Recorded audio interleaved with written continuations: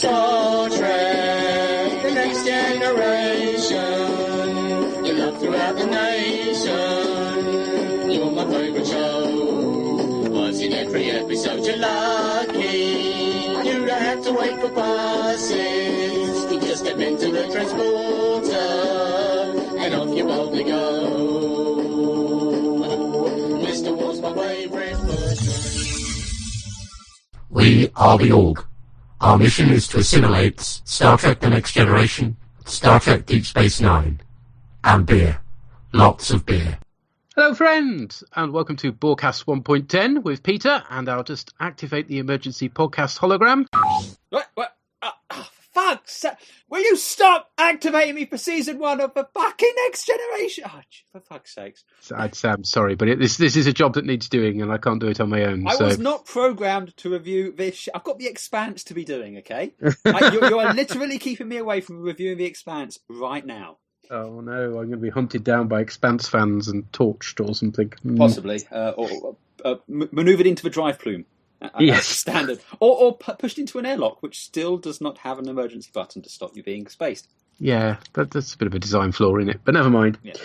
If it sugars the pill anyway, we do have some news. Oh, excellent. We like a bit of news.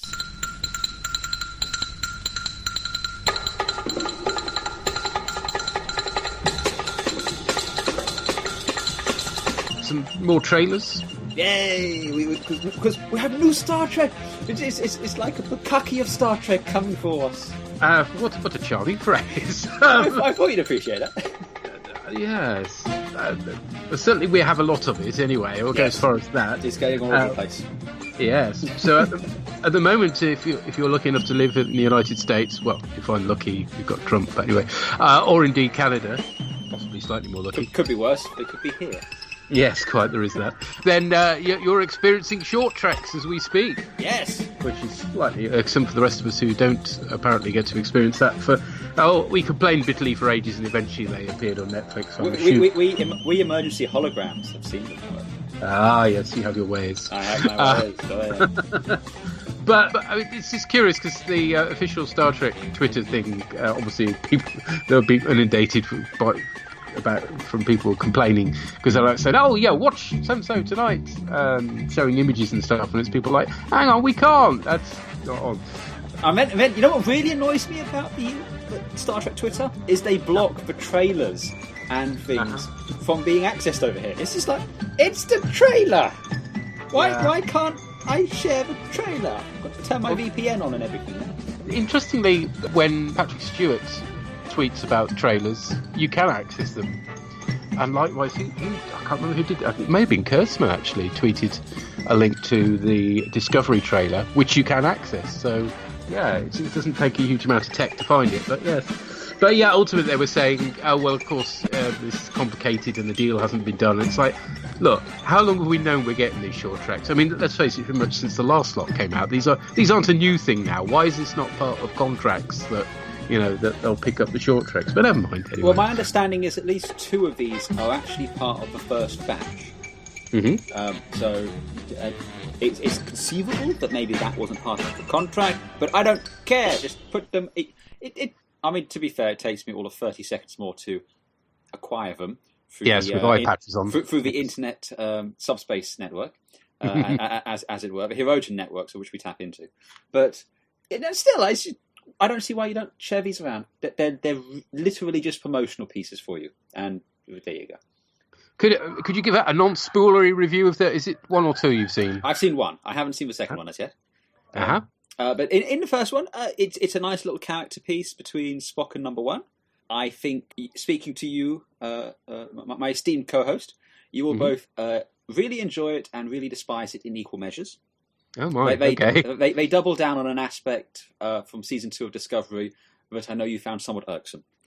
Oh, have we got lots of silly camera angles? I'm not saying anything, but I did enjoy it. I will say this about Ethan Peck's performance of Spock here: he is very clearly playing the Cage version of Spock, not the Spock we got to know through the rest of the original series and the movies, and that can be a bit disconcerting to you if you're only familiar with Spock as we see in something like Wrath of Khan or the later films. It's a very, very different Spock.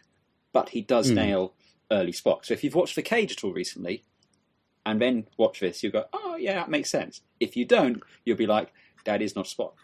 So just bear that in mind. And this is when Spock first joins the Enterprise, isn't it? It's literally his first first day and on the job. Do they explain why the heck they're wearing the supposedly in Discovery Season 2 new uniforms for the Enterprise? They do not.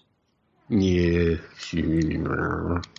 uniform grumbles. Anyway, I will say this though: you see the bridge, and it's a delight. I love the bridge of the Enterprise. just give me a season of that. You're giving me everything else, which is great, but I would quite like an entire series with Pike on the Enterprise. Please and thank you. We have also had a new trailer for Discovery Season 3, which had some interesting little snippets in it. Oh, yeah. Trills, and Trill, for that matter, on the planet Trill. Which looks much like it did in Deep Space Nine, which is rather wonderful. They've resurrected the cave set to use. Let's get back to the cave. Well, you had to have use for that jingle coming forward, didn't you? Yeah, exactly. I've still got the store. Don't worry, I can get that. Dust it out, use it again. Splendid. We like recycling. And also a certain Lurian as well appears. Well, not him, but how do you know? Maybe it is him. Maybe yeah. Well, this did present something because, for all we know, and this is based on nothing but rampant speculation and wildly thing, we might see Dax. For all we know, the Dax symbiote could still be alive, so we might see Dax, but we might see Morn as well. And I'm more excited about Morn. That'd be amazing. And I still don't want him to say a word. Every time he goes to open his mouth, someone tells him to shut up, or the camera pans away. I don't want to hear a word from him. I don't want to hear what he sounds like. But everybody complains that he's talking too much all the time. Yes. Just it's got to be Morn, or at least a descendant. I'll settle for a descendant. Morn Senior. Morn Senior. Morn Senior. Okay. Enough of accidental punnage. Any other thoughts on the Discovery trailer? And I think we mentioned this either on this or on the Derelict or one of the casts I've done in the past. I'm getting very distinct Andromeda vibes from it. It's definitely giving that sense that the Federation has fallen, imploded, collapsed, is now only spoken of in legend. Somebody was suggesting that one of the reasons they're going to Trill is because, of course, they've got very long memories. They live for a very long time on Trill. So if there aren't any computer records anymore, they might be able to get some information from somebody who'd lived through it. So Trill will be a logical place to go. The Federation flag in it only has 6 stars, I believe. That's right, yes. Now the original one doesn't have 150, but it's still quite a few less. So that's worth bearing in mind. I've seen some more rampant speculation that it might be the Federation actually collapsed a long time ago, and this was an antique flag they furled out. And we might see some sort of connection between the Picard show and Discovery Season 3. There might be some linkage between the two. We don't know. Interesting. Some interesting haircuts for Michael.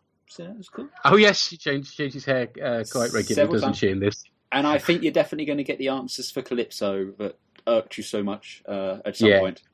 That might all suddenly become clear and be worth watching again. Yes, that would be nice.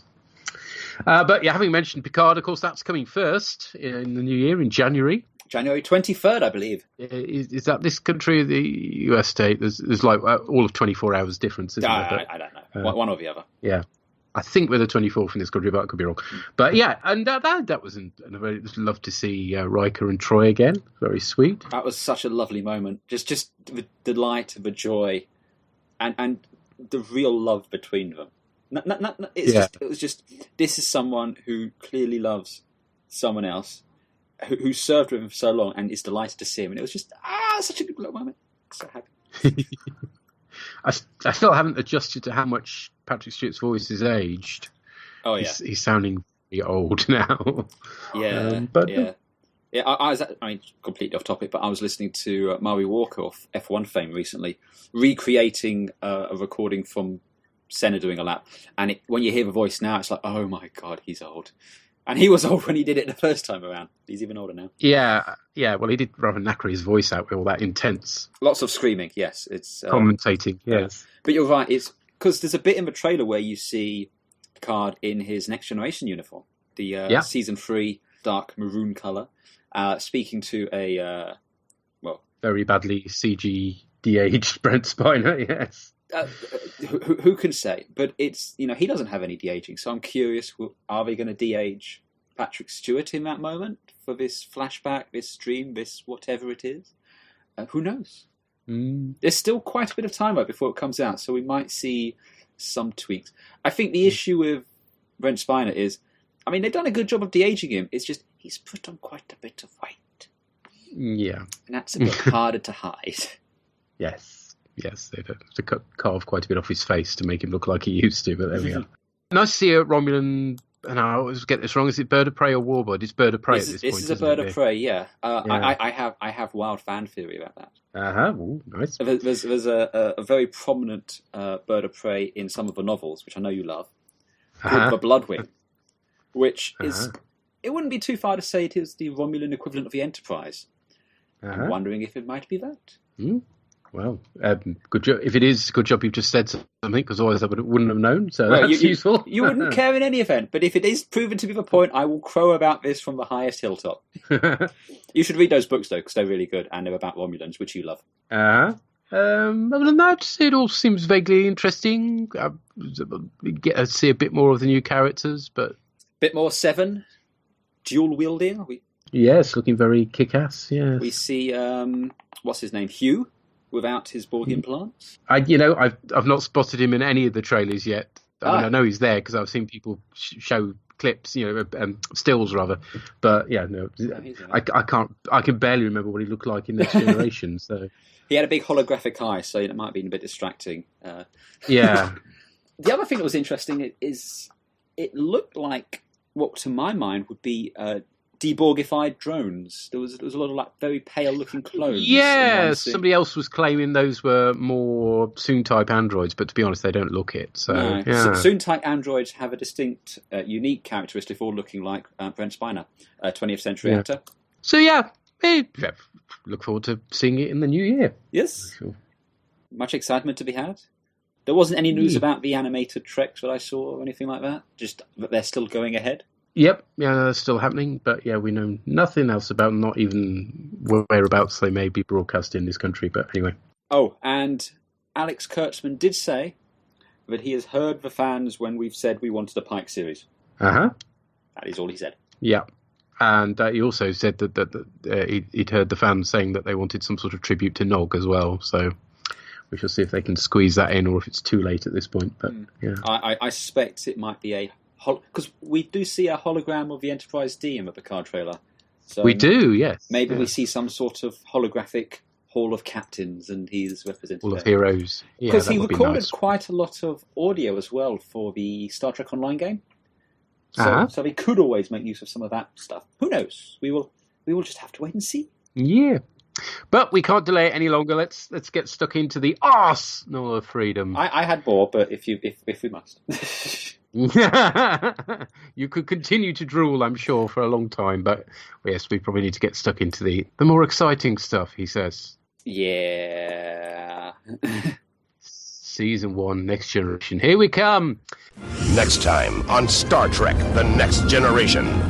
Once unleashed, the unit is invincible. The crew is hunted by a computerized killing machine. It's one of those things after my ship.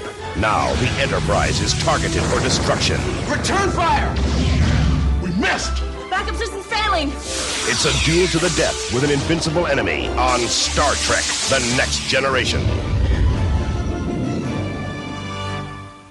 The Enterprise has arrived at Minos, a suddenly mysteriously life-free world. I think you mean Magrathea. Right. Okay, yes, I can see where that might be coming up. It shouldn't be too much of a mystery, since apparently they're renowned arms merchants. It doesn't take a genius to work out what may have happened here, but apparently it takes them most of the episode, never mind. They're not operating their full whatever it is. That much is clear. Yes. They're searching for the USS Drake, captained by Paul Rice, an old friend of Riker's. And apparently the ship could have been captained by Riker, but he turned it down to serve on the Enterprise, which is par for the course, isn't it, really? Yeah. I would like to point out, when he says, I thought a tour on the Enterprise would further my career, he is making come-to-bed eyes at Picard. You look at that bit, he kind of turns in his car and leans forward and just Gives a little smile to Picard. Oh yeah. It puts that later shot in the Picard trailer in a whole new light. It does. Yes, it's very close, clearly. They're hailed by a character called the Peddler. Well, that's how he's referred to in the script, not actually on screen, which does make him sound like a Batman villain. It has to be said. Yes. He's and this is where we get to the Macrophia stuff. He's a recorded message. Yes, Slotty Bardfast. Yes, dressed in a sofa cover from the 1970s, apparently. Mm-hmm.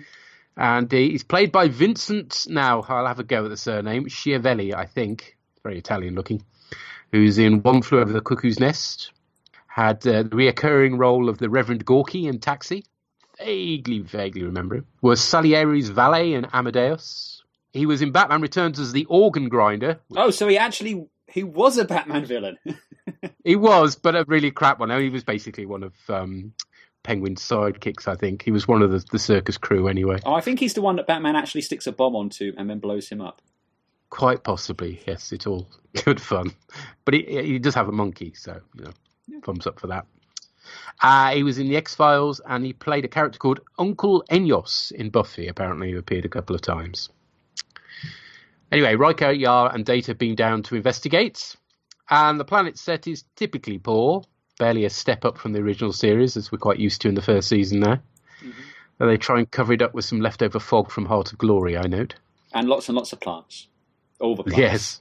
It's just... all the plants yes. that they had, yes, in various corridors. They've now moved onto the set, yeah. Data finds a big laser cannon, which is a hired prop that will return as Season 4 of Enterprise.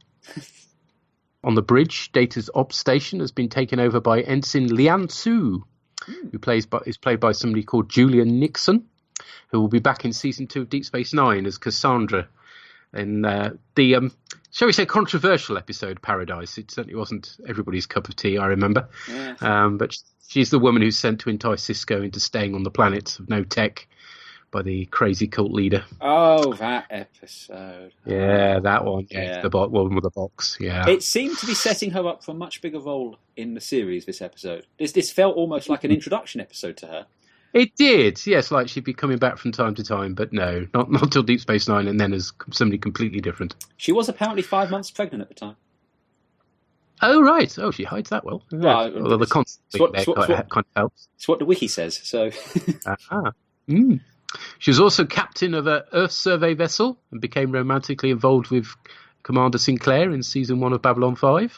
Oh! So she reoccurred to that, yeah. She's Catherine... what's her name? Satai, is it? Something like that? Something like that. No, Satai was the religious title, but she's Catherine something. I remember her. She's in Rambo 2 as well, apparently. I'm sure we won't hold that against her. Yeah, exactly. I'm sure she's very sympathetically portrayed in that, no doubt. Anyway, she's detected an energy signature near the away team, and Riker seemingly bumps into Captain Rice, who's played by a chap called Marco Rodriguez, who will return as Glyn Tell in The Wounded. He'd make a very good young Adama, wouldn't he? He would, yes. He's got a nice sort of scarred face. Yeah. He was in the dire Stallone 1980s flick Cobra, which I watched the first time earlier in the year. Oh, man. It was a baddie in Street Hawk, Priest in the first Fast and Furious movie, and was also in Chuck as well. Sue is able to tell him that there are no life signs of the away teams, and Riker tells Rice that he's from the USS Lollipop, which, of course, is a good ship. They worked for hours on that pun, I'm sure. I'm pretty sure this entire episode exists just for that pun. They were just like, we've got to work this into an episode somewhere. We'll do it here. It's fine. This will work. Yeah. I'd suggest it sucks, but that would be another lollipop pun. Anyway, Rice states that the Drake's top speed is warp 3, which is more than a bit sluggish, let's face it. Soundtrack-wise, we suddenly get some random didgeridoo, which is a trifle odd. And we take an awful long time for Riker to challenge Rice on being a fake, considering we know he is from the get-go. Yeah. Yeah. It doesn't help when you're miles ahead of the characters, does it? He's revealed to be a projection from a probe. And the probe is a prop made by Dan Curry out of a tights container, Easter egg containers, plus a washing up bottle. It's all very Blue Peter at this stage in the life of Next Generation. I thought this was the latest evolution of some sort of Dyson. device. Uh-huh. Dyson What's-It, or Echo Papa 607, as they call it. But it definitely has an air of Dyson about it. A little bit, yes. And its movements were performed in front of green screen by Curry using Tai Chi, I think. Yeah. It's an okay design, but it suffers a bit when it's scaled up to be the ship we see in orbit later on. But anyway, more of that later. It feels to me like something that belongs on a satellite of love. Right. Do I want to know? Possibly not. Mystery Science Theatre? You don't watch Mystery Science Theatre 3000? No, I don't watch people watching stuff. I've always found the concept very strange. I'm aghast. I'm aghast, sir. Yeah. Anyway, I'm sure you'll recover. It traps Riker in a force field, and Yar shoots it. Meanwhile, on the Enterprise, to Troy's understandable concern, Picard declares he's beaming down with Crusher. Funny, he doesn't waste any time once his first officer is incapacitated, does he? No. Hooray, I'm free! I can go down! Ha ha! I'll show you. Yeah, Geordie's left in charge for the last time before trading in his red uniform for a yellow one next season. Data uses his phaser to remove the beam. You can imagine Riker inside going, "Whoa, there's Sparky! Point that somewhere else." There's an easy route to promotion, though, isn't it? Sorry, melted Commander Riker, but it was the only way I thought I could get him out. Because this will take some time. I mean, it's like he gets a little dustbuster out and he just starts vacuuming up the crumbs. Yeah. Another probe turns up and Crusher and Picard run for it, doing a comedy fall into a hole, which leads to a well-lit cave set. Hooray! Our first cave set. No, it's not actually, because there's one in Farpoint, isn't there? But anyway. But it is our first Picard and Crusher get stranded together. Well, it is, yes. Yeah. It was lined with sand that was infested with fleas, which made things very uncomfortable for McFadden and Stewart, but I guess that's what they paid the big money for. It takes both Data and Yar to destroy their new probe, and then they realise they've lost their captain and CMO, which is a bit embarrassing. Crusher has badly injured her arm, but as with the rest of the away team, their communicators aren't working, so they can't get any help. Picard rips off some of her lab coat. For nah, things are getting saucy. Yeah, a true gentleman would have ripped his own uniform. Exactly. He's not wearing an overcoat thing that he can rip so easily, is he? That didn't come until season 5. Exactly, yes. And is that the reason why Crusher's wearing it, so she can rip bits off to help the crew when she's bandaging them up? I don't know. It's that, or she was in need of a proper pocket, something for medical instruments, because, yeah. Probably, actually. Anyway, Data finally frees Riker without melting him, but the Enterprise can't beam them up as she has to raise her shields due to being under attack by something that keeps disappearing. And then we meet Chief Engineer of the Week, who is called Logan, but doesn't have pointy claws or a Canadian accent. No, he doesn't. And only a lieutenant, I noticed. Yes, quite lowly ranked for a chief engineer. He's the third chief engineer of the season, and played by somebody called Vito Ruginis, I think. That's my best bet, anyway. He was in another Sylvester Stallone film, Cliffhanger. Are they just going round the backlots and saying, "Have you been in a Stallone Possibly. movie? Okay, we've got a job for you. Come along." Yeah. He was in Broken Arrow, which isn't the Stallone movie. It's, what's his name in that, isn't it? Travolta and Christian Travolta, Slater. yeah. Yes. That's it, yes. The pairing we were all crying out for, I don't think. I will not have you speak ill of Broken Arrow, sir. Oh, I see. Is that well? It features a flying plane a lot. No, never mind that. It's pure 90s cheese. It is delightful. It's a fondue of just bad 90s action.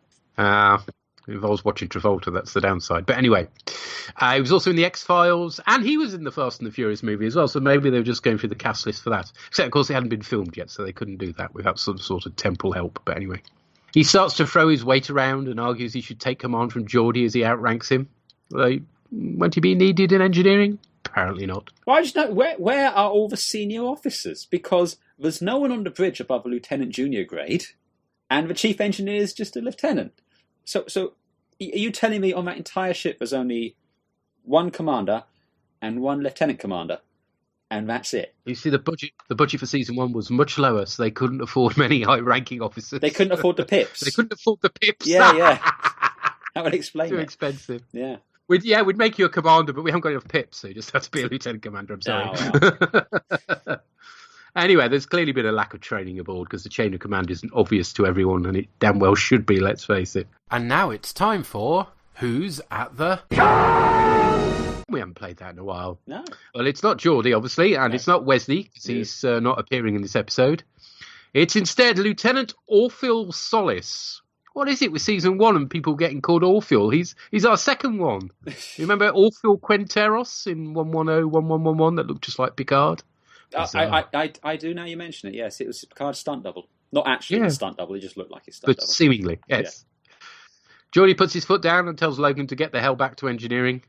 And the engineer scowls, and a concerned Troy looks concerned. Uh-oh.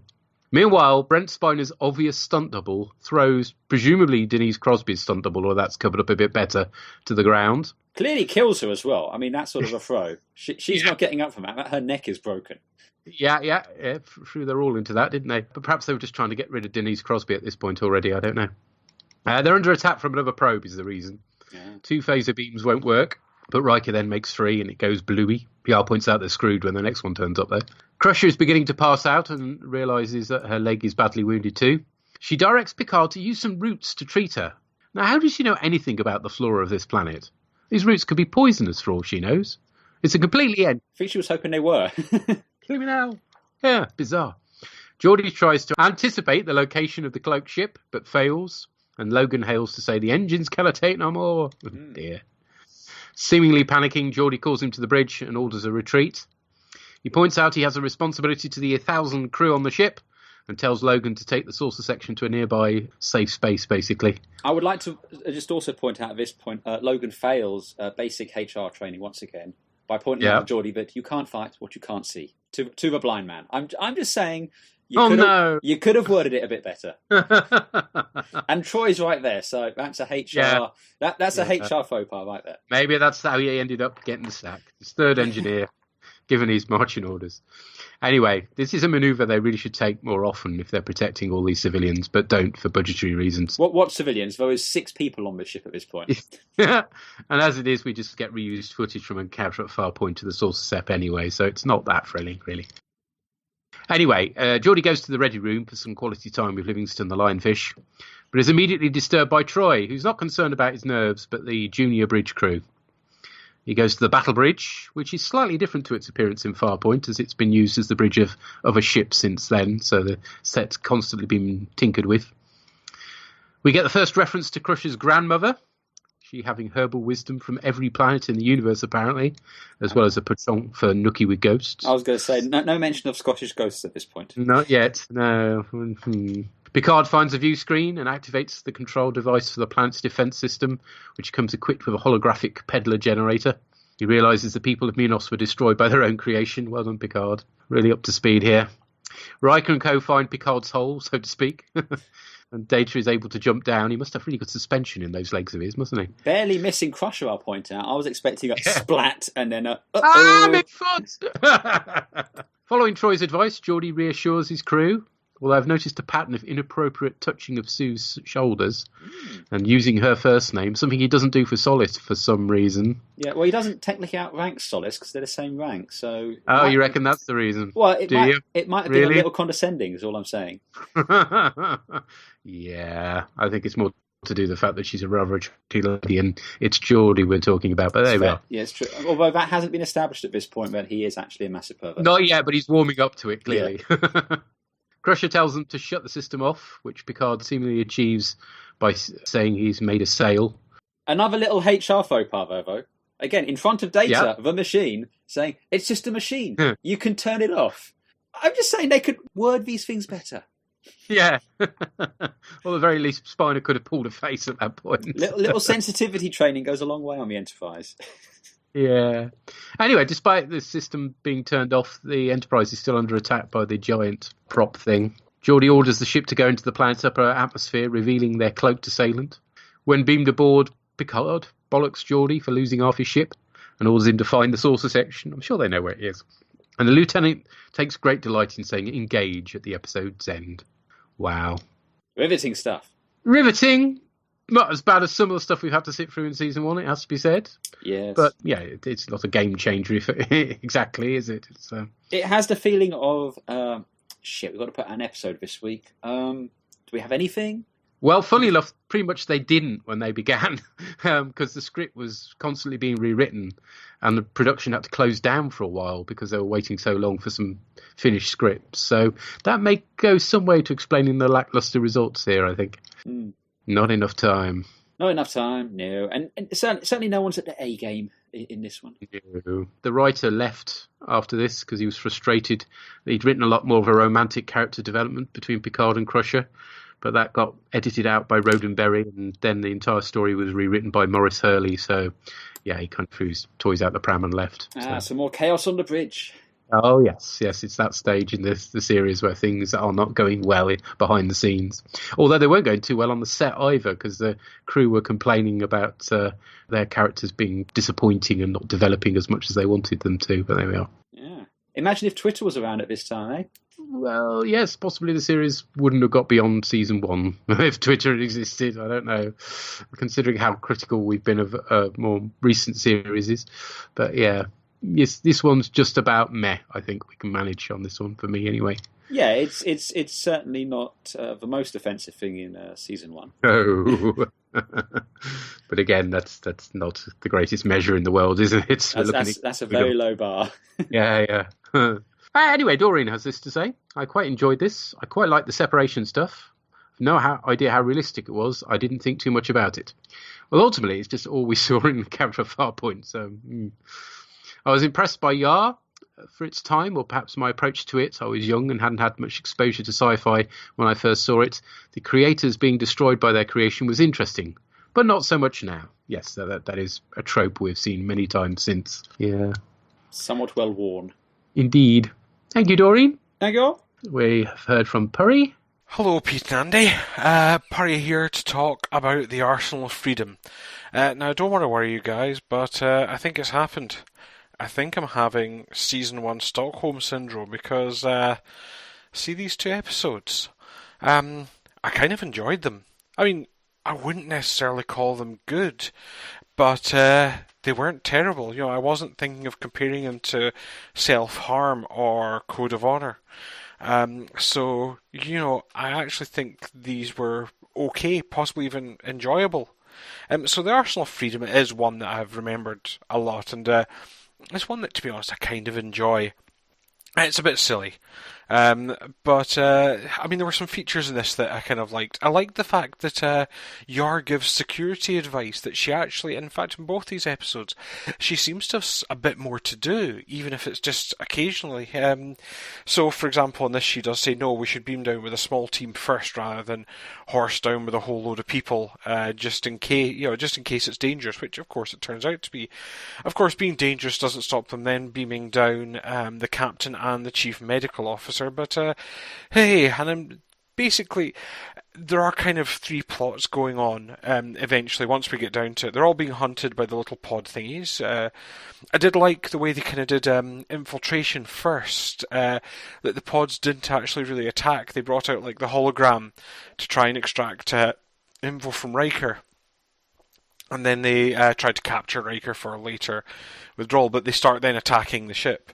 So, yeah, in Picard's plot, him and Beverly fall down a hole. Beverly, following my wife's good advice on back when she used to wear less sensible shoes, that if you're going to fall, you take at least 2 people with you. She didn't take 2, but Beverly managed to take Picard down the hole with her, and in good form, and he has to kind of heal her, and then he eventually works out how to switch off the system. Meanwhile, you have Riker, Data, and Yar trying to fight the thing on the surface and having to deal with these things that keep leveling up. And of course, Geordi's left in command of the ship, and sadly he's left in the command when the engineer who's on duty is a complete crushing arsehole, who clearly thinks he should have been left in command, and frankly isn't happy that Geordi's there. There is that bit near the end, when they separate the saucer. Look at that. The ship's in a perilous situation. Geordi's going to do something very dangerous to destroy the probe. And so they separate the saucer. I know it was probably just to get rid of said annoying engineer. You know, to be honest, I almost thought he was going to say, yes, I am now handing command of a shuttle to you, and you can fly in that and fuck off as far away as you can go. But he didn't. He instead, gave him command of the saucer and fired him off in the wrong direction, and then Geordi got to kind of do his little bit of crew bonding. It's his "I'm going to be a captain" moment, which I quite liked. It was good to give Geordi that, and indeed giving him a bit more to do. And he gets a bunch of people around him to kind of reassure with probably won't see them much again. So yeah, overall, there were some stupid things, like, for example, Picard deactivates the machine by making a sale, but apparently the signal doesn't get to the probe in space. The reasoning being that if Geordi had destroyed the probe, he could beam them up. And if the machine was switched off, Geordi no longer had to fight the probe. So what they'd done is they'd written themselves into this kind of dead end where they had to have the probe keep attacking the Enterprise, because otherwise the episode would be over and either Geordi wouldn't get his moment or Picard wouldn't get to solve the problem. So between those two things, they had to kind of just have, the probe in space is still attacking for reasons. Quiet. But yeah, overall, it's not a classic. It's not got anything particularly great in it. It is. There were a few bits where they were trying to do some of the more Trek-like plots. They built a weapon system so good it wiped them all out. Oh, the fools that they were. But yeah, overall, I thought quite enjoyable stuff. So yeah, this latter part of season 1 doesn't seem too bad so far. But we'll see if that continues with Symbiosis. But until then, bye for now. Bye, thank you. Ta-da. Yeah, I've definitely seen the brighter side of it. I think there are some watchable bits to it. Definite signs of Stockholm Syndrome there. Yeah, but it does get better, season 1. We're we're well into the second half at this point, and yeah, things are getting a bit better. So I think the problem here is, though, there is a better story to be told using this, which other shows have done. Yeah, and so, this might. I don't even know if this did it first. This feels very TOS to me. Mm-hmm. So maybe there was a TOS story about this. So certainly the set felt very TOS, but anyway. Yeah. But you're right. This is definitely one of the episodes you tend to remember, and I wonder if it is just because of the source of separation. I know I remember seeing the Enterprise drive section around the entering the planet atmosphere. So that's something that is very iconic from early Next Gen. Cool. Okay, well, we've heard from Drew and Tracy as well. We just watched the Arsenal of Freedom. Wow, that was quite exciting, wasn't it? It was exciting, actually. There's lots of fun, excitement stuff going on. What did you think of it then? Yeah, I enjoyed that, actually. Yeah. I thought it was good. I think it's one of the ones that we had on video, season 1 videos when it first come out. So I've seen this one. I know. Seen this one quite a few times back in the day. Oh, yes. Okay. Minos. The planet Minos. Sounds like a French or a Spanish town, doesn't it? Come on. Yeah, is it Minos? Is that not like a Greek thing? No, you're thinking of Torremolinos. No, I'm not thinking of Torremolinos. I'm sure it's Greek or something. It possibly is. Most planets are named after something kind of like that, aren't they? But what the hell does it look like when they landed? Yeah, and the scenery was just like, oh my god, they've just borrowed this set from the original series. It was terrible looking set, wasn't it? It wasn't too bad when it got a bit more like plants and that, but at the beginning, terrible. No, it was awful. And Riker, when he was down on the planet and he was talking to his mate, I can't remember what his name is now. No, I can't remember. But obviously he knew Paul, that's right, and he knew that he wasn't who he was supposed to be. And when he said, "My name, my ship's the Lollipop," and it's a good ship, I was just like, wah, wah, wah, wah. Yeah. Come on, Riker, that was terrible. So Bev and Picard fall into this deep cavern. Yes. And obviously she's injured herself, right? Firstly, I'd be like, ow, like that. But she's a bit like... She's a bit brave. I think I have damaged my arm. And then about 20 minutes later, I think I have done my leg in.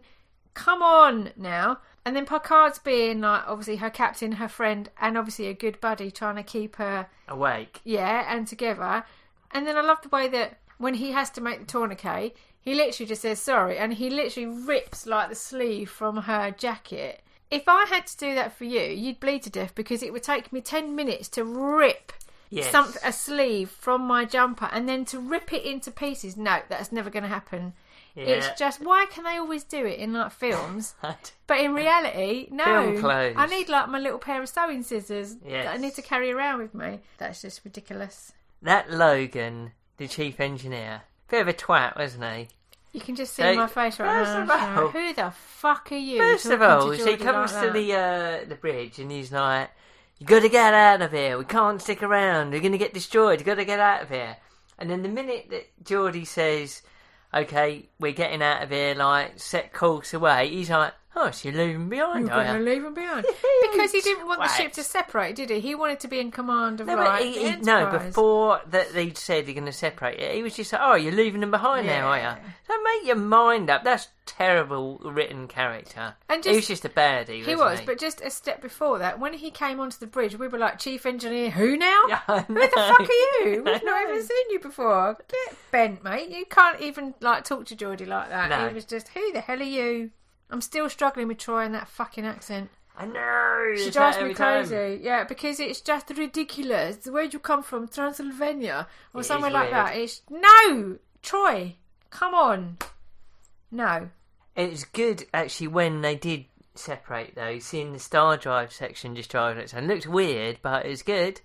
Because you never see that, do you? So what now? What? You know when the Enterprise split up, yeah. And it just had the engines and that. Oh, and I said to you it looked weird at the end. Yes. Yeah, it's good. Yeah. It's good that thing flying around. Yeah, but how? See, it's what I said to you. I feel like we kind of needed a bit of an annex to this episode because you don't see them reconnecting. No. And I also wanted Geordie to have his moment where he blows a raspberry in Logan's face to say, "Listen, fuckface, the captain trusted me to do this. In your place." I just felt like he needed a kind of moment. Yep, I guess so. Or is that just being a bit no, snide? We're all on actually, Geordie's he's above that. On Geordie's side, aren't He's we? a bit that. He's above that. He did have his soul glowing tonight. Yes, once again, yes. Yeah. No, Glittery he didn't. hair. It wasn't as much tonight. No. In other episodes, it's really glittery. Yes. Anyway, we really enjoyed that. Yeah, I really enjoyed this episode. It's good nostalgia kick, and it's good. We just had to do one kind of mention when Data picked Yara up and threw her. Yes, I know. He was like, fucking get at it. Wow, we was like, did he literally just throw her across the land? Yeah. That was funny. But yeah, it's a good episode. It was a good Not episode. bad at all, this one. Anyway, should we leave it there? Yes, indeed. Take it easy. See you later. Bye. Bye. Thanks, guys. Ta-ra. I love Troy, Transylvanian Troy. Yeah. She starts out very exotic, doesn't she? And then she gets more and more Landon as the series goes on. She doesn't even bother with an accent in her Voyager appearances. No, she's just literally Troy with the Landon, basically from First Contact onwards. Yeah. Yeah, Logan isn't exactly written as likeable, and he's certainly not played as likeable either. So I think the ultimate revenge, though, is he's obviously disappeared because we never see or hear from him again. Yeah, and Minos, I believe Minos is the Greek one, isn't it? I think it's where the Minotaur is, if I remember rightly. Possibly. I'm sticking with Magrathea, though. Okay. Both begin with an M. They both sell stuff. But we went from not terrible, which was Puri's summary, to exciting here. So really, it's clearly working for people. This tail end of the first season of Next Gen. Are we so out of touch? No. It's for listeners that are wrong. Yes, it's everybody. Welcome to the world that Amri and I usually inhabit. Yes, and at this point, Amri's just saying, no, it's still wrong because Riker doesn't have a beard. Well, I mean, she's not wrong. She's not wrong. No, this is true. Okay, let's see who's up next. Perhaps the Llama God will like this one even more. Llama God's log, Scotty, Object, Noi, Kuigjig. The crew of the Enterprise wage their battle to destroy the evil forces of the Decepticons. Or something, I don't know, peace through superior firepower? That sounds an awful lot like Megatron's peace through tyranny. Anyway, I digress, and I digress for good reason. So I've been a lot more forgiving on the previous episodes of Season 1 than perhaps you might have expected, and part of that is because of warm familiarity. I mean, although they're by far the best of the Next Generation, they're obviously the earliest Next Generation, the first ones I would have watched, and so returning to them is, you get the warm comfort of familiarity. This episode, however, I don't know if I missed it this week. I mean, I have seen it before, but I don't have very much memory of it, and that really works against the episode, because it isn't very good, is it? Much as I was lukewarm about the previous Klingon episode, as other people have commented on, and yeah, the actual set design and everything, the production design around the whole episode was great and fantastic. So it's unfortunate this one is just so damn cheap, and that's only where we start. The planet that they're waiting beam down to is just an unconvincing soundstage. I mean, this is back to the start of the season stuff here, where they're clearly not outside and someone's just put a load of potted plants on a stage. It's not convincing, it doesn't work, I'm sorry. The big problem with the episode, though, is that it's clearly set up to have a lot of potential. It's clearly meant to divide the characters so they each get individual character moments, so you get character growth, and ultimately it just doesn't happen. There's so so much possibility here that just isn't realised. But we get hints of the Picard Crusher thing going on, but ultimately that doesn't even build to anything either. I mean, it's sweet the way that he has to doctor her when she falls and hurts herself, and the way that he convinces her to stay awake by being doctor, basically. Definitely get a sense of something between the characters there, but ultimately it doesn't come to anything, and ultimately it doesn't even come to anything in the future either. Sorry, spoilers there, but yeah, great, yeah, well done, good job there, Next Generation. We could have had the potential to get something with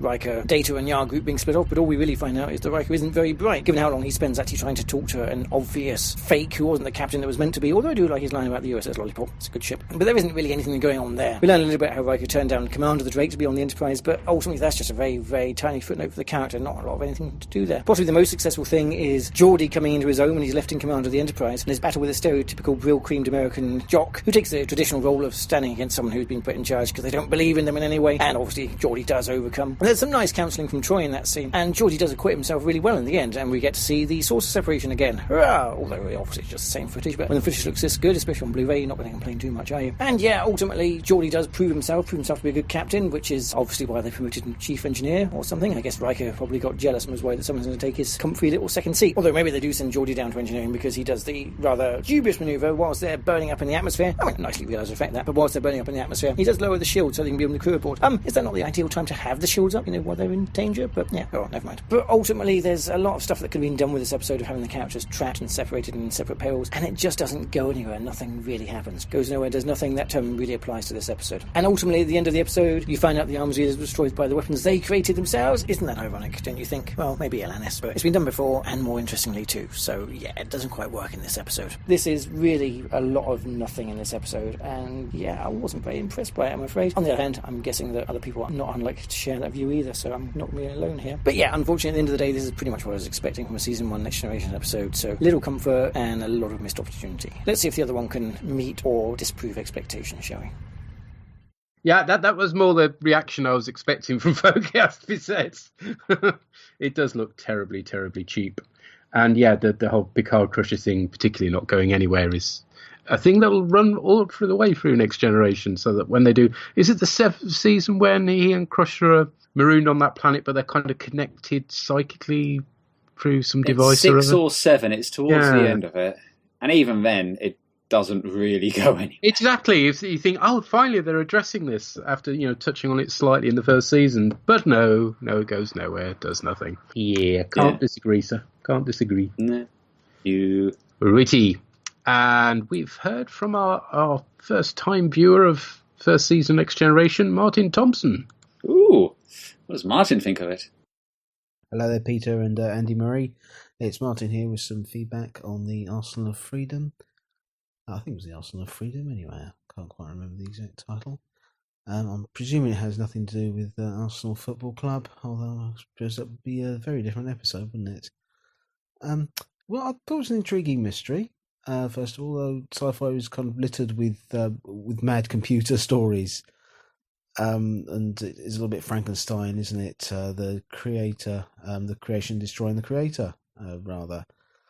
The sets, I thought, looked a little cheap, almost. I mean, if this was the 60s, I'd say fine, but have we not moved on by the 80s? I mean, this fantastic spaceship set from the other week.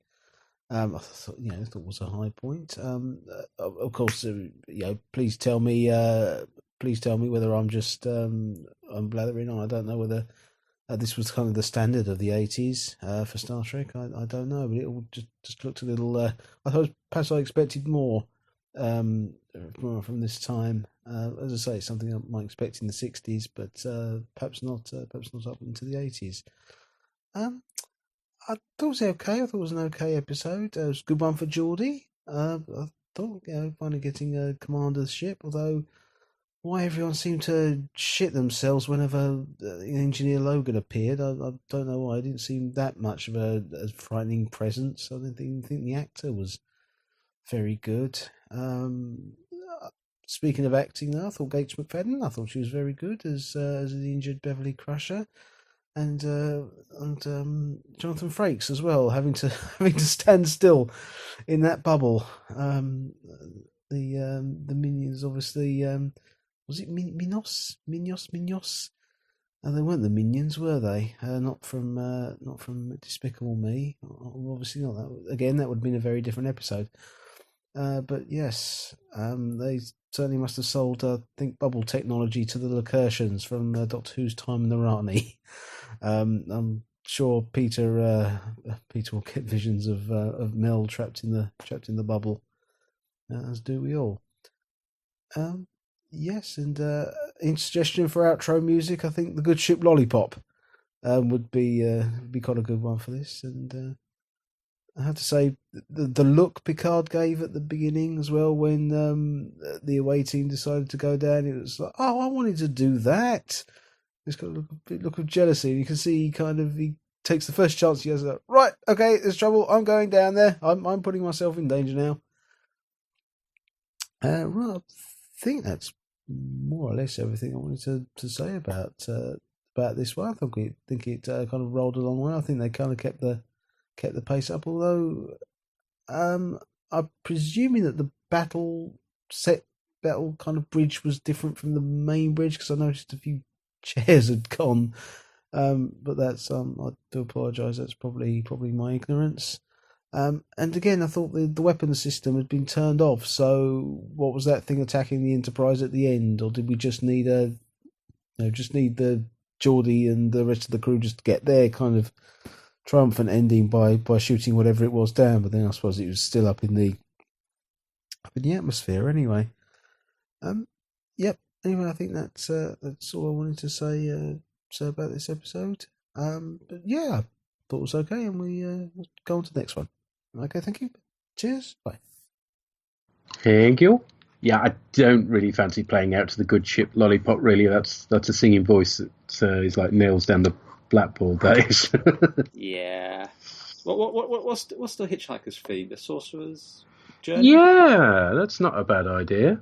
Yeah. There's a possible for you there. Mm-hmm. I have to tell you, Martin, unfortunately, this is kind of the standard for most of the sets in season 1 of Next Generation. Indeed, yes. They get a little better as the series goes on, but we're not into virtual set extensions or anything exciting like that yet. So it is still. Put it this way: the cave set that they introduced in season 1 of Next Generation, they're still using in season 7 of Deep Space Nine. Yeah, pretty much. Yeah, so I think the lighting gets better as it goes on, because it's all very brightly studio lit at the moment. But I mean, I don't think they try and do an interior really after this, and except for when it's those like Glondon Prime, where it's meant to be a massive storm all the time. Yeah, they never really have the potted plants out quite so much as this. No, they do more filming outside rather than trying to make a set look like it's outside. The only one that springs to mind is that one in it's the one with Hugh in it, isn't it, where they find it crashed on a planet. And that I remember that. Iborg. Yes, I remember it being very set like then, and that was into season 5, wasn't it? Iborg. So Iborg season 4, I think. Right. But yes, you're right. But they don't try and do this quite so much. And as far as the battle bridge looking different, it's because it is. Yes. This is actually the bridge from the Enterprise in the movies. Yeah. So redressed. So a much smaller set. Mm-hmm. Hence, it looks like it's got less chairs because it has. Yes, it does. But I still think you can see the scorch marks from Wrath of Khan in there somewhere. And yeah, Gates McFadden's okay in this one. It's certainly compared to the next episode, anyway. Blimey. Do we have to? Yeah, I know. Shortly. But yes, thanks for the reference to Time and the Rani. I don't think not to Doctor Who's finest moment either, for that matter. But there we go. Yeah, okay. Let's move on to the next episode we're covering this evening, which is Symbiosis. I had a feeling this is the one you like less. Are you telling me this is the one that you have double the notes for? No, this is the one I have half the notes for. Yeah, me too. On the next episode of Star Trek The Next Generation. Set course to intersect with the freighter. A split-second rescue pulls survivors from a fiery disaster. Do you think our visitors pose a threat? I don't know. Only to find bitter enemies battling over life-saving drugs. Now, their desperate feud becomes a deadly face-off. They will take us to our planet and leave us there with our medicine, or this person dies. On Star Trek The Next Generation. So then, Symbiosis. The Enterprise is studying a stellar event that's likely to disrupt their electrical systems. I thought that the sun looked quite impressive. In fact, I'm not sure that they're not using actual footage of our own sun for this. I'm pretty sure it's not actual footage, but it is an impressive effect, especially on the remaster or the Blu-ray or the Netflix, whatever you're watching it on. Yeah, shiny. There's Annie. Worf intercepts a distress signal. Hey, Worf's in this one. Hey, from a ship that's losing power and drifting into the orbit of a nearby planet. So far, so good. Intriguing beginning. Then when they hail the ship's captain, who's called T'Jon, he seems rather stoned. He's played by the late Merritt Buttrick, who sadly died from age-related illness. 29. Very young. No age. Better known as David Marcus in Star Trek II and Star Trek III, of course. His ship, the Sanction, is the same model we saw as the Batris in Heart of Glory. Yeah, it's already recycling. Yeah, and that was recycled from the TV series as well, so... But it's not a bad model, you can't complain. The Enterprise tries to lock on with a tractor beam, but it won't work with all the electromagnetic radiation in the system. Oh, handily, we found a way of making these things not work. Always the way, isn't it? Then they try and beam over a part, but time is running out, and the crew is too high to do anything with it anyway. Yar, once again showing her transporter skills, interestingly. This is a running theme now. Beams over what she thinks is the crew, but turns out to be their cargo, which seems a tad stupid. Yeah. Pretty sure these are what they later used for phaser coils on the Defiant. They look very similar anyway, these props. No, I think they probably are. You know what Star Trek's like with recycling? Plots, effects, costumes. Yeah, and actors as well. Yeah. Particularly Deep Space Nine. But anyway, Yar manages to save 4 of the crew. 2, including T'Jon, are dressed like Southern yokels. We expect them to whip out banjos at any minute. And the other 2 are more smartly dressed in shiny duds. And these are the Breckians. We have Sobe, who's played by Judson Scott, more famously Joachim in Star Trek II. You mean Ensign? Our shields are falling. Who's from? I can't. Yeah. He's also in Voyager in the episode Message in a Bottle as a Romulan commander. Mm-hmm.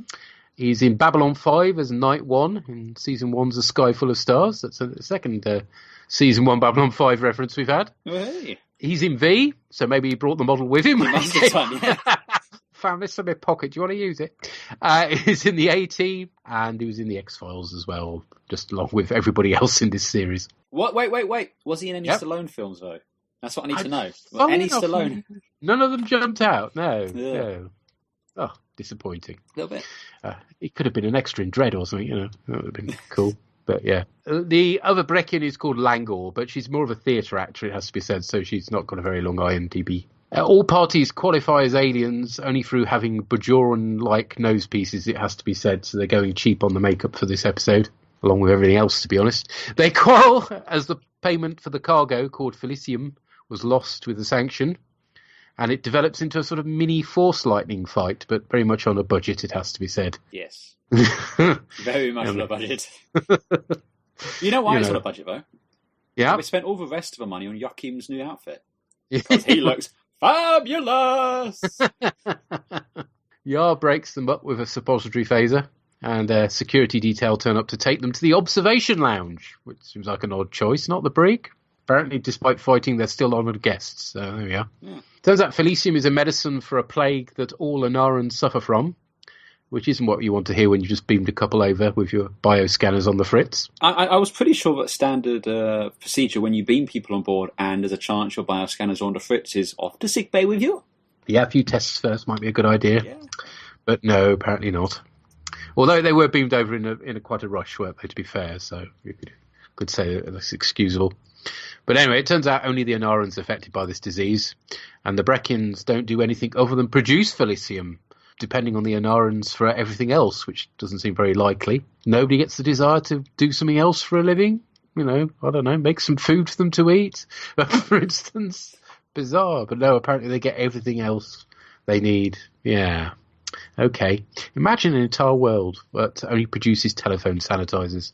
Well, somebody kind of did, didn't they? Yeah, I was going to say. That's what the Arc B was. That's another Hitchhiker's reference, yes. I think that settles it, though. We know our outro music. I think we do, yes. The Breckians agree to John and Romus having a small amount of the Felicium to keep them from dying, which is very generous of them, and it becomes obvious that Felicium is a narcotic. Crusher finds the plague has been cured long ago, but now they're just addicted to the medicine and need more of it.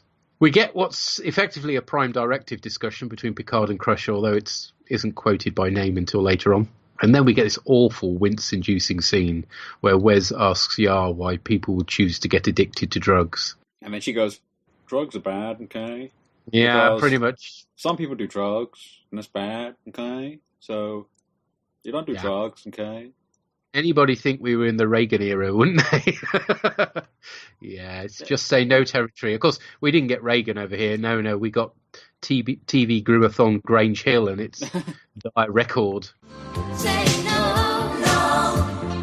Just say no. Just say no, no. Just say no. Which I'm not playing out for on either, for that matter. To John turns his sparky power on Riker in an image that has become something of a meme, it has to be said, Yes. on the internet. And the look isn't Frakes' finest hour, is it, really? But there we go. Picard rightly stands his ground and to John gives up. Either that or Picard just doesn't care about Riker at this stage. Still a bit pissed about the last episode. Yeah, exactly. The Breckians ask to see the captain and say they're going to offer the Narans the Felicium for free. Woohoo, free drugs. It turns out that they had the plague originally, but stopped using the addictive Felicium when they were cured. And then it's a really not great acting performance from McFadden in this episode as the Doctor expresses her feelings about giving the drugs to the Anarans. Yeah. Picard lets them know they're getting their cure, but denies them the freighter parts that they need. And we get a final meditation on the Prime Directive, and the episode ends, with a whimper, basically. Just ends. Yeah, Wow. This isn't bad. This is just boring. Yes, the previous episode was meh. This is a grade down from meh, to be honest. I mean, this isn't even something you can get mad about, like Code of Honor or something. This is just meh. Yeah, other than the Wesley scene, which is very irritating. Well, but, it's very, very irritating and very cringe-inducing, and the only reason he's in the episode is to have that chat with Yar. But yeah, it's just so blech. Although one nice little touch, and I don't know if you spotted this, when they're leaving the cargo bay at the end. This is the wave goodbye. This is the wave goodbye, because this was actually the last episode that Denise Crosby filmed. Yeah, she'd seen the script in advance and thought, "That's it, thank you."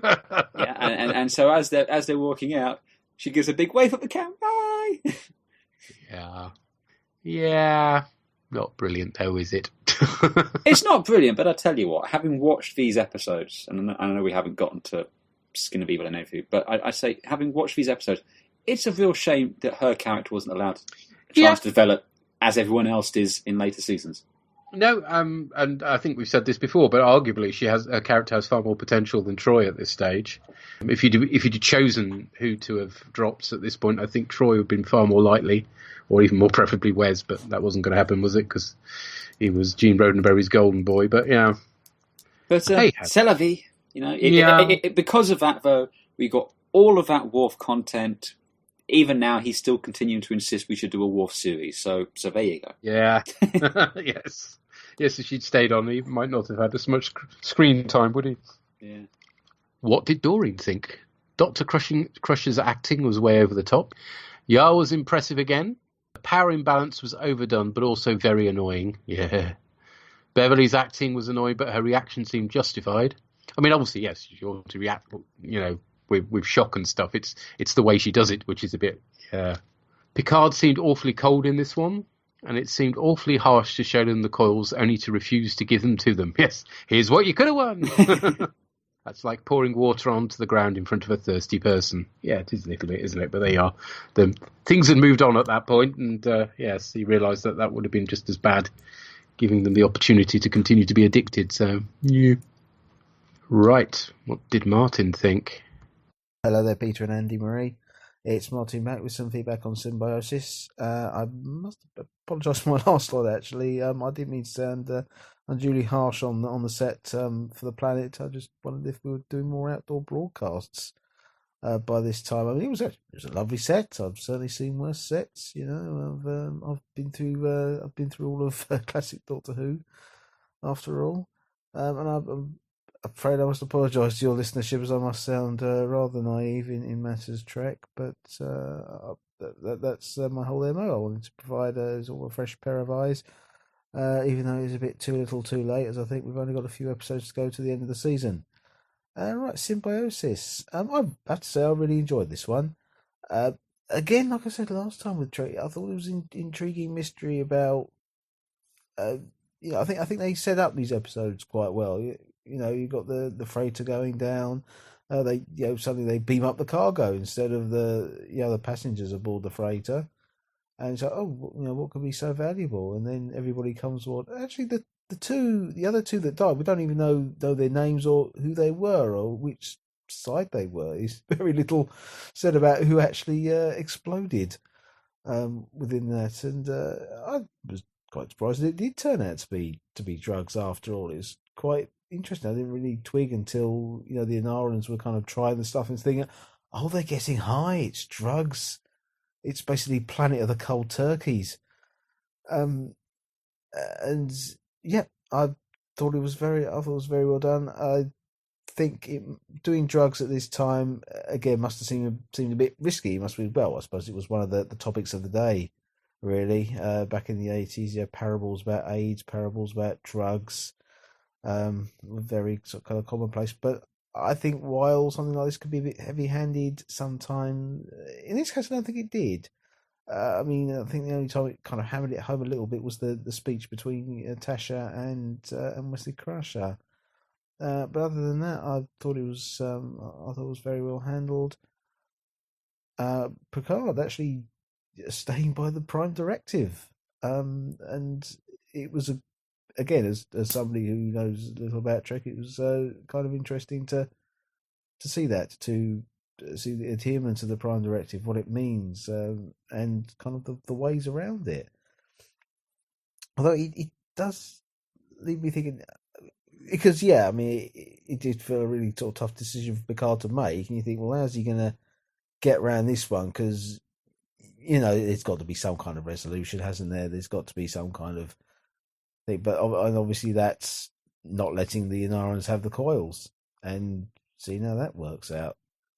Although it does make me think, well, you could have done without the Enterprise crew's involvement whatsoever, because even if they weren't there, the Inarans still wouldn't have had the coils, so it would have happened naturally anyway. So there's not really been, they haven't really caused any effect at all. None of Picard's decisions have actually done so. But perhaps that's the Prime Directive in play. It's like they were never there, I guess. But yeah, okay. Again, overall, I thought this was a really good episode. I can't think of perhaps much more to say about it, so I'll hopefully catch you next time. Okay, cheers. Bye. Thank you, sir. Yes, it's great to have your fresh approach to it. Yeah, it really is nice to have that someone who's not seen it being able to look at it, because we're jaded by. Well, not jaded, but it's coloured by 7 years of Next Generation, 7 years of Deep Space Nine, 7 years of Voyager, 4 years of Enterprise, and it's nice to hear someone with an innocence about it, I suppose. And no need to apologise for thinking the sets look cheap. They do look cheap. Oh, so cheap. The thing which is always kind of blows my mind, it's worth remembering, is this was only 20 years after the original series, I think. Yeah. So it wasn't all that long. After it, we think now, 50 years ago. No, this was 20 years after it. So not all that much time had passed. He's right though. This does have the old Lost Ark syndrome, that if Indy wasn't in the film, nothing would have changed. Yeah. Same here. If the Enterprise had just ignored them and carried on doing the science, nothing would have happened. Yeah. But that as he says, it is kind of the Prime Directive for you. It ought to be as if you weren't there. Would the Prime Directive apply, though? Because these are clearly warp-capable species. Well, interesting. Well, barely, but... And I suppose the argument could be, without the parts, they're no longer a warp-capable species, are they? So... But, so a couple of points. So, firstly, you've already responded to the distress call and picked them up. So you've already introduced yourself into their culture. I mean, they're aware of the Federation. So I don't think the Prime Directive really applies here. And as far as not interfering with the development and all that of a planet or a culture, what was insurrection again? Well, yes. And those times where he kidnapped various people, not kidnapped, but had them on the Enterprise, showing them their planet from orbit. Yeah, it's very inconsistently applied. It has to be said. I mean, not as inconsistently as Kirk, to be fair, but yeah, But Kirk was consistently inconsistent. Yeah. Yeah, I I don't know where I stand on this, and I personally think he should have seized the Felicium as a narcotic substance under, Pan-Galactic Trade Rule, subsection B 37, and impounded it, and then sent them on their merry way. There you go, job done. Yeah, or smoked it all himself. Well, that's it. Yeah, but yes, it's not the most subtle of messages. This story, it has to be said. But I do like the Planet of the Cold Turkeys is a nice title. Yeah, using that one. Thank you, sir. Right, on to Lamagod. Lamagod Lag Supplemental. Klingon bastards. Killed my boy.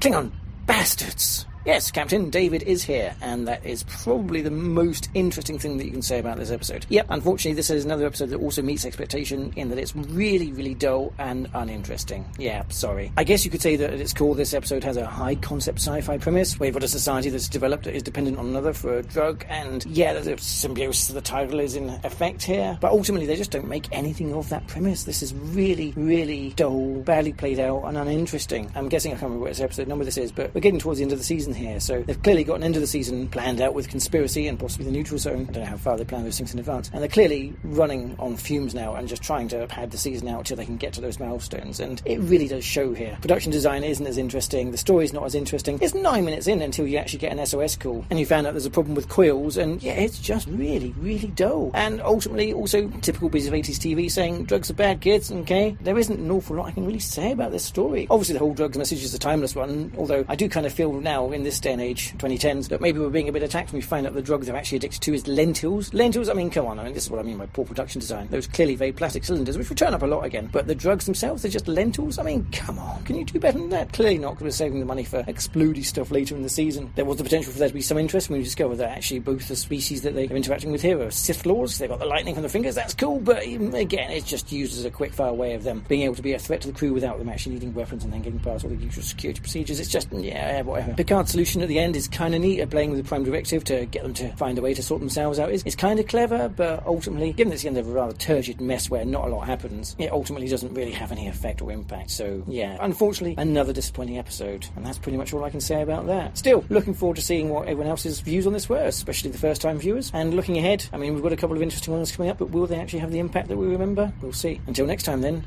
glory to you and your cast. Thank you, sir. There you go. Yeah. Can't disagree, really. No. It's the problem with this episode. It's just nothing there. There's no meat on the bone. Yeah. Although acid flashback. Sorry, Martin, did you just call me Andy Murray? Yeah, he did that a couple of times. Yeah. I assume that was a thing from your Formula One podcast. No, because that's the tennis guy, isn't it? Oh, that's right. Yes. Yeah. That's Tubber Murray. Yes. Yeah. Okay. sorry, I went. Sorry, Lam. I don't mean to be talking over your feedback, talking about Martin's one, but it's just okay. He did call me Andy Murray. I was like, what? No, okay, I'm not Scottish and I don't like tennis, but But yeah, given that this story is all about a problem with coils, does that make this a period drama? I'm sorry. Anyway, are you proud of that? Are you proud of what you just said? I want you to go find a reflective service and take a good hard look at yourself. I'm more proud of it than the writers should be proud of this episode. I'll tell you. Anyway, that's fair. Hey, Drew and Tracy, were they as excited about this one? So that was Symbiosis. Yes. What did you think of that one then? It was alright. Talky, not super exciting. Season 1, it's alright. Yeah, it was a bit. It's alright. It was a bit like dated, that one. Yeah, I really dated felt. is a really good way to put it, actually. Yeah. Yes, it was. So at the beginning, you've got this captain. I kept saying to you, why is there a captain on this ship that does not know fuck all about how to maintain it? And then obviously it was answered. Yeah, he's a druggie, isn't he? Just what is that about? And Mr. and Mrs. Plastic Face. Yes. You obviously realised at the end that they were like the Beckians. Dealers. Breckians? No, the Breckians. Yeah, they were like drug dealers, weren't they? Yes. But they need to lay off the Botox themselves because neither of them had like any kind of expression on their face, for crying out loud. So Felicium. Yes. That was the drug that they were addicted to. Yes. Yes, they were doing like some kind of trade deal, weren't they? So they'd get like their druggies, and then basically they were keeping the Breccians, Breccians, I don't know. In like the style to which they've become accustomed. Yes. So they were keeping them in like their 1970s disco gear. Yep. And the fake tan and all that lot. Yep. They were just a bit over the top, them two, weren't they? Yeah, it's a little bit this suffered from overacting on all of them, wasn't it? When Wesley started going on his like He-Man bit. My God. Well, no, he started it, then Tasha Yar went I don't off understand on the why rant. anyone would take drugs. Why would you get addicted to a substance? Yeah, all right, Wes. In about 20 years, you'll kind of realise what's going on. It's an awful bit, wasn't it? But Tasha Yar, she was just going on the preach, wasn't she? And then when she started that, I said to you, all I could hear in my head was the Grange Hill gang going, just say no, no. And I just couldn't stop singing that for like the last 10 it was a bit layering it on thick, wasn't it? You were right though. That is the He-Man. The message to the young'uns at the end of it, wasn't it? It was really like Don't awkwardly get addicted, put kids. into it, wasn't it? That one scene. So once again, the Prime Directive. Yeah. I really love Star Trek and I defend it all the time and everything about it. But I just Prime Directive. I just don't find it correct. Why? Well, Picard says, and they've said this loads of times, we must obey it because every time we've not obeyed it and we've tried to interfere, it's always been disastrous. And all that. But we've never seen all them disastrous attempts at interfering.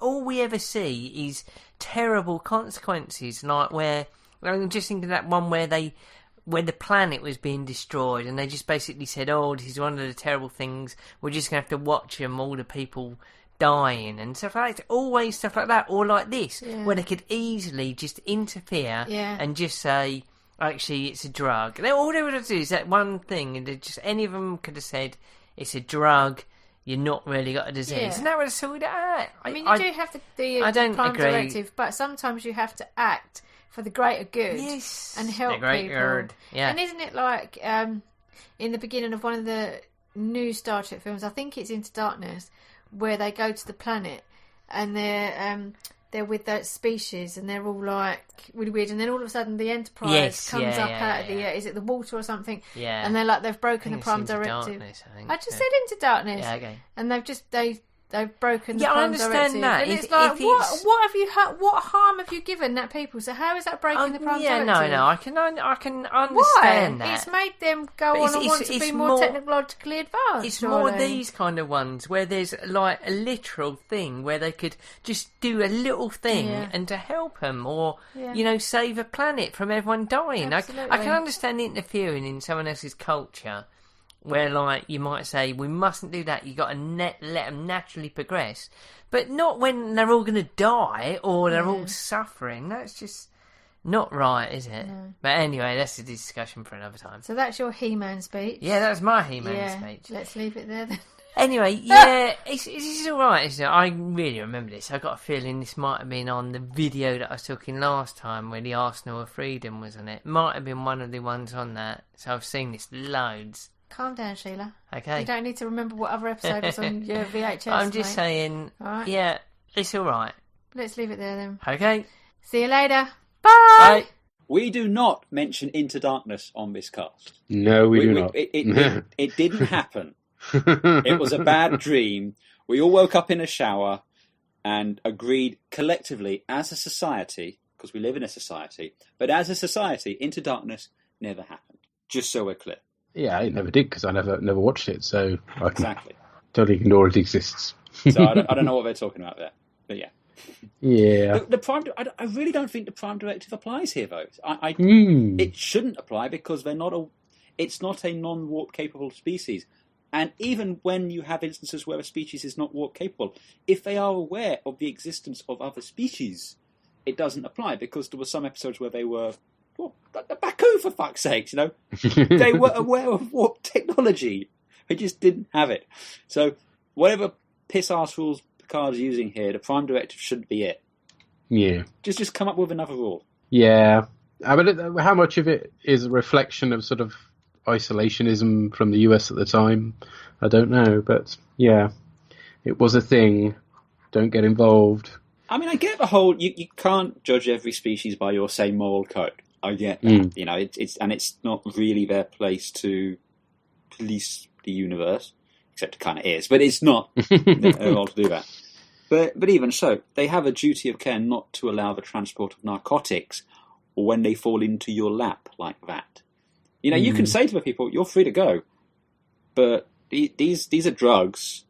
Drugs are bad, okay? Yeah, they went to a Grange Hill place as well. Yeah. Great surprise. Right, and then we find out what Perry made of this one. Hello again, Perry here to talk about Symbiosis. I wasn't expecting much from this episode, which is maybe why I enjoyed it a bit more than normal. Overall, no, it's maybe not the top quality episode, but it wasn't offensively terrible. And it had an interesting examination of the Prime Directive in this one.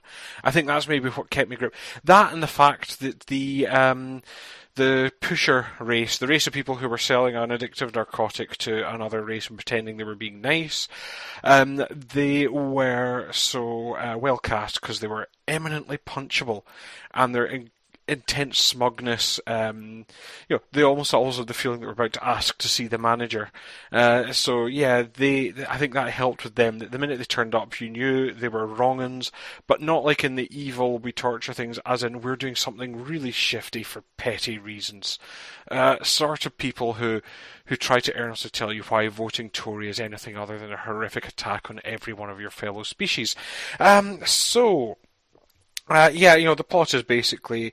one of the things I liked, actually, when they were trying to rescue the shuttle, and, they've got the pilots kind of, don't kind of know how anything works, and they're amazed that, how does he not know his ship? Now, I thought particularly in local orbits, you could potentially have a ship that's kind of more like a family hatchback. Now, if my car breaks down at the side of the road, I can change the tyre, I can fill it up with fuel, I can fill up the water and oil, but beyond that, I'd do the standard thing of you'd open the bonnet and look at the engine, and if it's there, then you're out of ideas. So, I could understand someone having a shuttle or a spaceship and not actually knowing how any of the bits work, and not having anyone on board that knows. I mean, I suppose you could argue that the cold, hard vacuum of space is slightly more threatening than the dark, mean streets of Falkirk, but I'll give or take on that one, if I'm honest. I kind of like that. I kind of like the idea that they've just met an idiot who's got a spaceship and doesn't know how to fly it, and they're having to try and explain everything to him. I thought that was quite fun. I'm just amazed it doesn't happen more. As for the episode, like I say, it's more of an examination of this Prime Directive.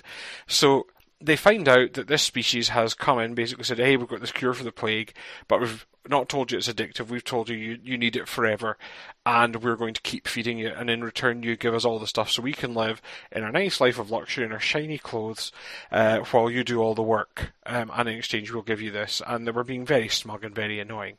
And eventually, and of course Crusher's saying, no, they're just addicted. They'll be going through the DTs and then they'll be fine. But it'll be painful withdrawal.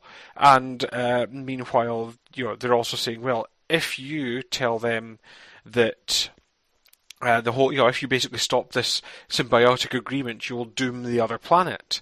So there is that kind of balance, and so eventually they kind of, almost the smug arsehole race. I can't remember what each race is called, but you've got smug arsehole and dungarees electro people, and various things happen. Like I say, the episode, I enjoyed it enough, but it isn't good.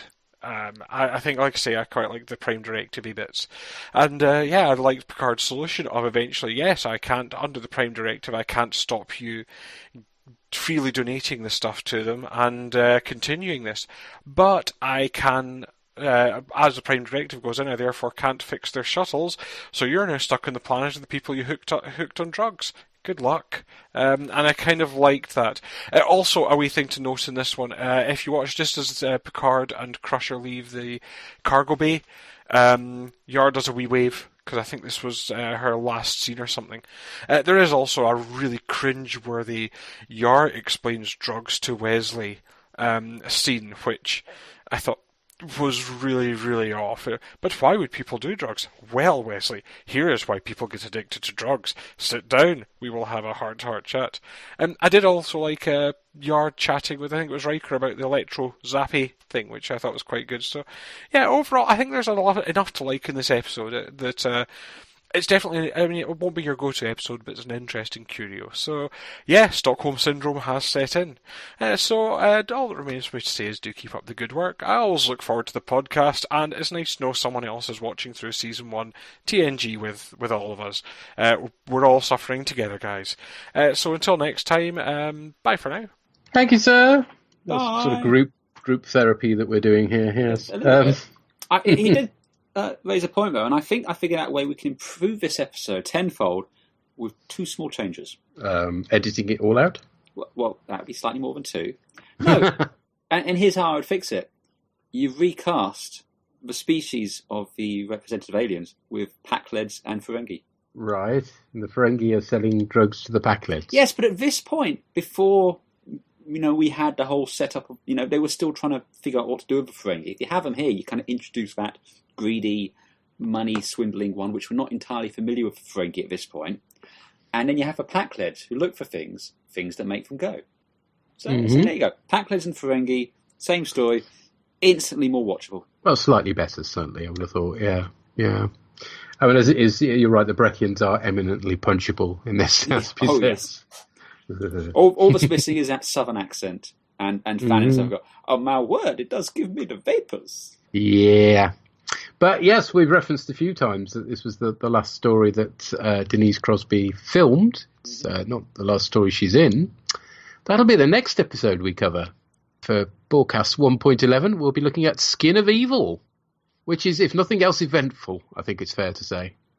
Things certainly happen. Yes. Stuff happens. We shouldn't be bored with that, hopefully. Well, I think we'll have a lot to talk about, at least. Yes. But from what I remember, rather less so, we'll always have Paris. Yes. This is it, though, isn't it, for our and that's it, yes. Yeah, Season 1, finished. Because you've done Conspiracy, unlocked. You've done Neutral Zone, so you don't need me for those. Fine. Yep. Sweet Oblivion is just 2 episodes away. We're nearly there. Yes, we can finally tick off the first season and say, it is done. No more. No more.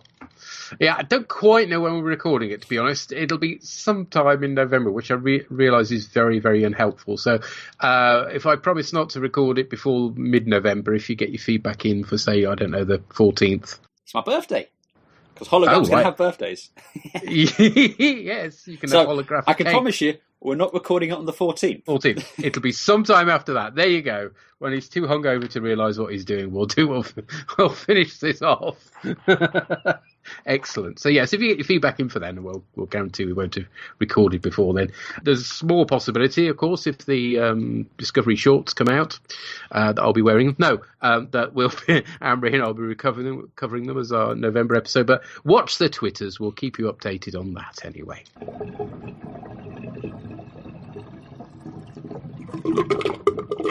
Plug your podcasts. Well, if you'd like to watch some good sci-fi that's not season 1 of The Next Generation, you can come and listen to me and Elton on Into the Expanse, which is at rogue2media.com, where we talk about The Expanse. And we're currently... As me thinking it was about the goodies. On some time. We alternate it, different weeks, you see. And we're just coming to the very end of Season 3, because Season 4 starts in December, and we're very excited about Season 4 of The Expanse, because The Expanse is amazing, and you should all watch it. And everything I do is over at Rogue 2 Media, The Derelict, and the stuff I do with Shonky Lab and Earth to the Moon, and all that jazz. Go over there and stuff in place. I'm also on Twitter at AndyFree. Excellent. So there we go. Thank you to everybody who's experienced these exciting episodes with us this evening. Yes, Stockholm Syndrome in full effect. Yes, and we'll catch you next time. I'll just find out how to turn Andy off now. Oh, here we go. Oh, I'm pretty turned off right now, let me assure you. There we go. It's all that talk of coils that does it. Right, cheery bye. Ta-ra.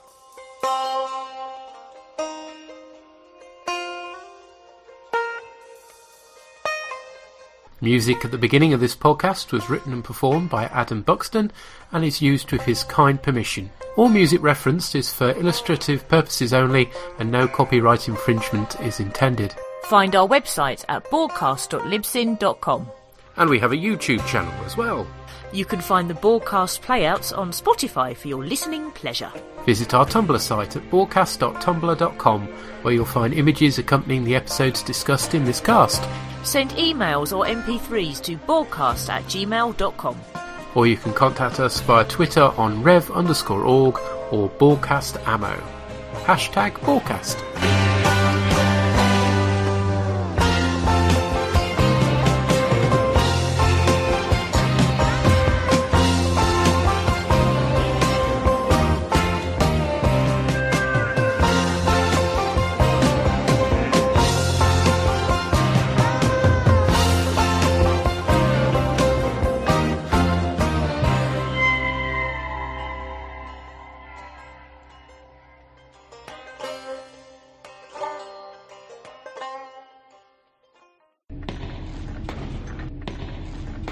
Shut it down!